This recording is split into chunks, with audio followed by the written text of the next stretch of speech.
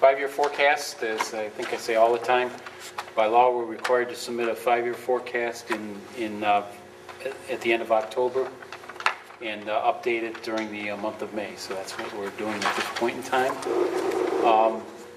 Our 5-year forecast basically is very similar to what was submitted in October. We're projecting at the end of this year to have a cash balance of about $4.7 million. That's somewhere in the vicinity of $300,000 higher than what we projected back in March. That favorable variance carries forward a couple of years. At the end of 16, we're projecting almost $4 million cash balance. 17, about $2.7 million.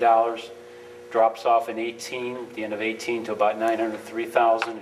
In 19, it finishes at about $1.5 million deficit. Facing a couple of challenges, well, basically one challenge and one item we really have to watch very, very closely. One, we're with the Mahoney County Health Insurance Consortium. For the 6 years I think I've been with the district, our premium increases were probably in the vicinity of 5 to 6% a year.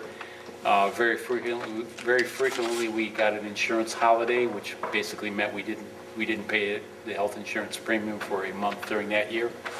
What we're dealing with in the upcoming year, that being fiscal 16, is an increase in our medical and prescription drug coverage of 11.5%, and somewhat of an uncertain future of what those rates are going to be in the years after that. So that's one of the challenges we're dealing with. The other thing, we're have been and continue to be a very heavily dependent school district in terms of where our monies come from, that being from the state. When you combine our unrestricted aid, our restricted state aid, and our property tax allocation, homestead and rollback monies, I believe those are somewhere up in the vicinity of 62 to 63% of all our revenues are coming from those sources. We're finishing up the second year of our biennium budget.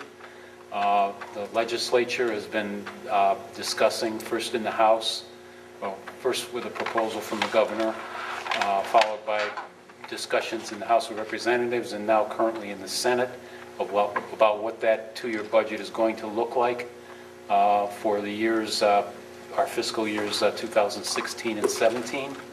The expectation on the part of the Senate is that they'll come to a decision on a budget, which will then be reconciled with the House budget, and then go to the governor sometime in the second week or so of June. Haven't really seen anything from the state. We saw a governor proposal. We saw a final version of what the House proposal was. We haven't seen anything from the Senate yet. But we have provided for some reduction in our projections of guaranteed funding that we have in the school district here. Other than that, we'll be waiting to see how that turns out.